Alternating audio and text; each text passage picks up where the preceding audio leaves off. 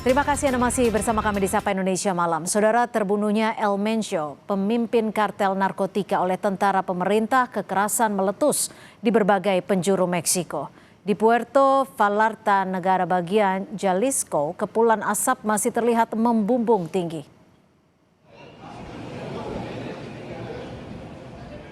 Rekaman ini diambil dari sebuah resor wisata menunjukkan kepulan asap membumbung di atas Puerto Vallarta. Sebuah helikopter tampak terbang di atas resort kota wisata tersebut.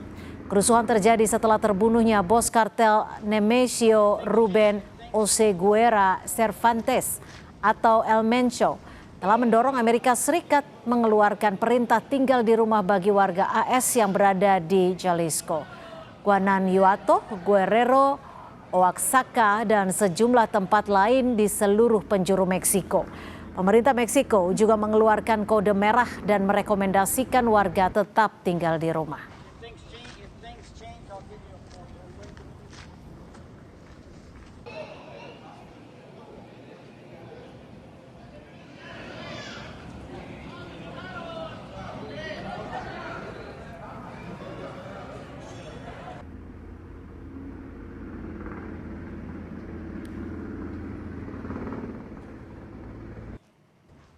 Dan untuk membahas kerusuhan yang terjadi di Meksiko serta mengetahui seberapa besar pengaruh kartel narkoba di Meksiko, kita akan membahasnya dengan Prof. Susi Sudarman, Ketua Pusat Kajian Wilayah Amerika Universitas Indonesia. Selamat malam Prof. Susi. Kalau Anda melihat dari apa yang terjadi di Meksiko saat ini setelah terbunuhnya El Mencho, apa sebenarnya dampak paling luas selain kerusuhan terkait dengan peristiwa ini? Tentunya kalau kita mau melihat, kita melihat siapa yang perpetratornya, yaitu Donald Trump sendiri. Artinya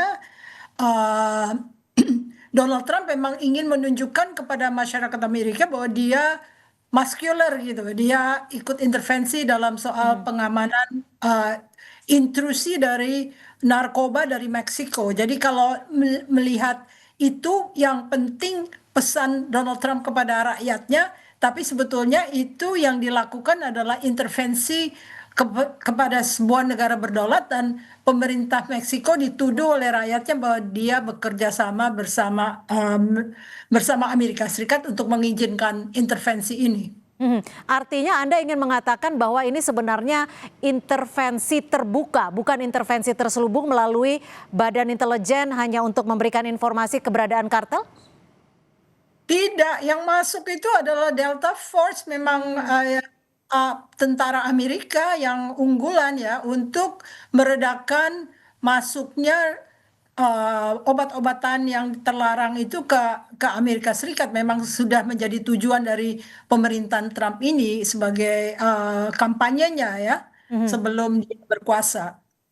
Tapi Anda melihatnya apa yang dilakukan Amerika Serikat melakukan intervensi langsung, kalau Anda tadi mengatakan bahwa memang Delta Force ikut langsung memberantas ini, apakah kepentingan Amerika Serikat hanya sekitar untuk memberantas narkoba atau ada kepentingan lain nih Prof?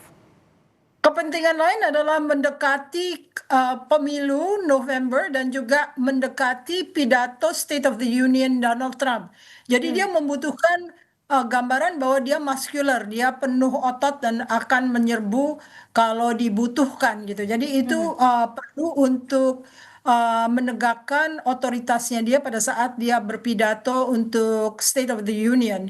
Karena orang-orang tadinya takut bahwa dia akan menyerang Iran untuk ini, tapi ternyata masalah kecil ini cukup untuk menunjukkan bahwa dia muscular gitu loh.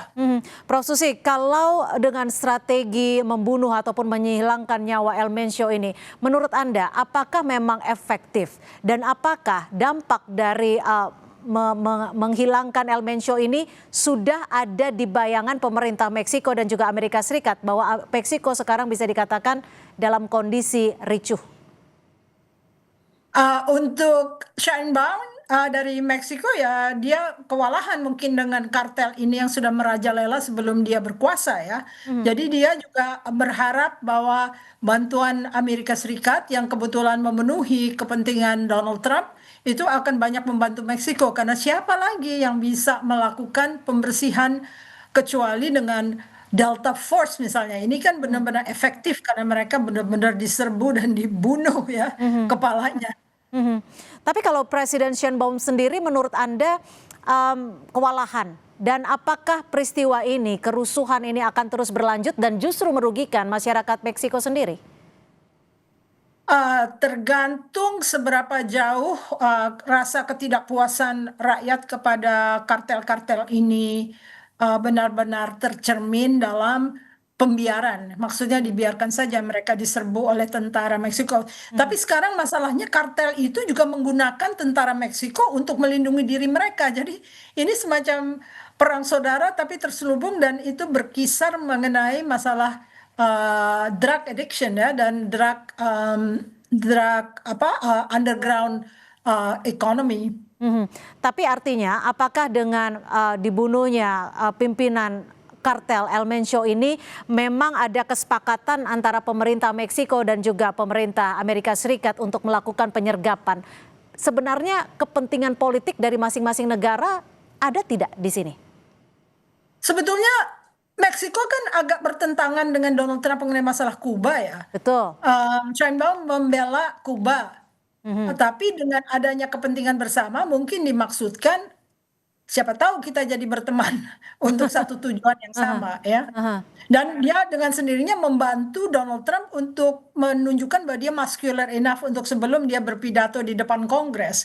Jadi kalau misalnya Donald Trump berterima kasih juga bahwa Sheinbaum membantu dia, mungkin dengan demikian bisa lebih mendekati mengenai soal-soal yang mereka ricuh yaitu soal Kuba. Oke, Prof. Susi, kalau memang ada campur tangan terang-terangan istilahnya intervensi Amerika Serikat untuk memberantas kartel narkoba di Meksiko dan juga intervensi langsung terkait dengan intelijennya, apakah ini bisa mengikis kedaulatan pemerintahan Meksiko sendiri?